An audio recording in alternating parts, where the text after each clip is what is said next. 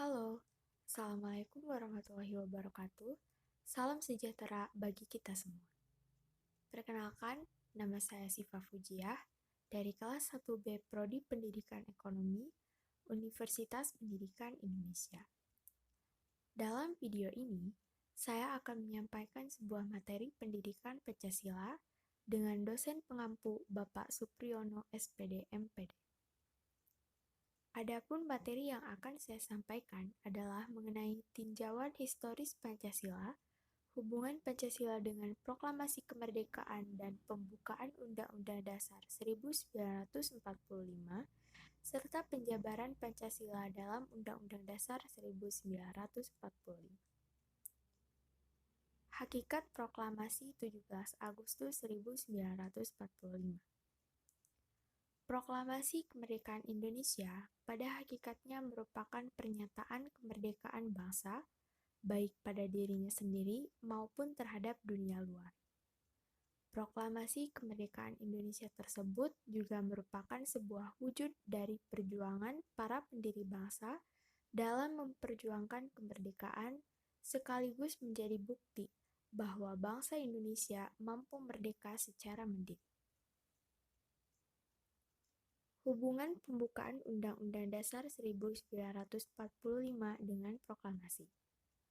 Hubungannya bersifat memberikan penjelasan terhadap dilaksanakannya proklamasi pada 17 Agustus 1945 dan memberikan penegasan terhadap dilaksanakannya proklamasi 17 Agustus 1945 serta memberikan pertanggungjawaban terhadap dilaksanakannya proklamasi 17 Agustus 1945.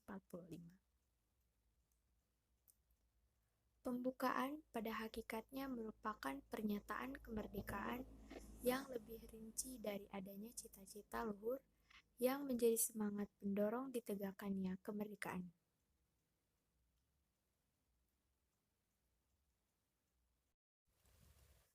Hubungan Pancasila dengan pembukaan Undang-Undang Dasar 1945. Pembukaan Undang-Undang Dasar 1945 memenuhi syarat mutlak sebagai stats fundamental norm, dan Pancasila merupakan asas kerohanian dari pembukaan Undang-Undang Dasar 1945 sebagai stats fundamental norm. Secara ilmiah akademis, pembukaan Undang-Undang Dasar 1945 sebagai stats fundamental norm mempunyai hakikat kedudukan yang tetap, kuat, dan tak berubah bagi negara yang dibentuk. Tata urutan perundangan. Posisi paling atas diduduki oleh Pancasila sebagai cita-cita hukum bangsa Indonesia. Kemudian di urutan kedua terdapat pembukaan Undang-Undang Dasar 1945,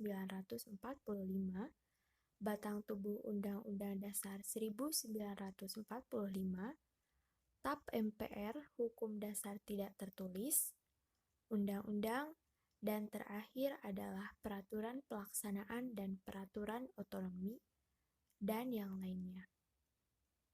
Berbagai urutan tersebut merupakan sistem hukum yang ada di Indonesia. Kedudukan Pancasila. Pancasila merupakan pandangan hidup bangsa yang memiliki fungsi utama sebagai dasar negara Indonesia. Oleh karena itu, Pancasila menempati kedudukan yang paling tinggi sebagai sumber dari segala sumber hukum atau sebagai sumber hukum dasar nasional dalam tata hukum di Indonesia. Kedudukan pembukaan Undang-Undang Dasar Negara Kesatuan Republik Indonesia tahun 1945. Pembukaan Undang-Undang Dasar 1945 sebagai kaidah negara yang fundamental dan sebagai tertib hukum yang tertinggi. Setiap pasal dalam Undang-Undang Dasar 1945 dapat mencerminkan sebagian nilai yang terkait dengan beberapa sila dalam Pancasila. Hal tersebut dapat dipahami karena pasal-pasal Undang-Undang Dasar 1945 sebagai nilai instrumental dapat terkait dengan satu bidang kehidupan atau dengan beberapa bidang kehidupan bangsa secara integral. Penjabaran Pancasila dalam pasal-pasal Undang-Undang Dasar 1945. Setiap sila dalam Pancasila dijabarkan di dalam pasal-pasal Undang-Undang Dasar 1945. Demikian materi yang dapat saya sampaikan. Mohon maaf atas segala kesalahan yang saya perbuat. Terima kasih atas perhatiannya. Assalamualaikum warahmatullahi wabarakatuh.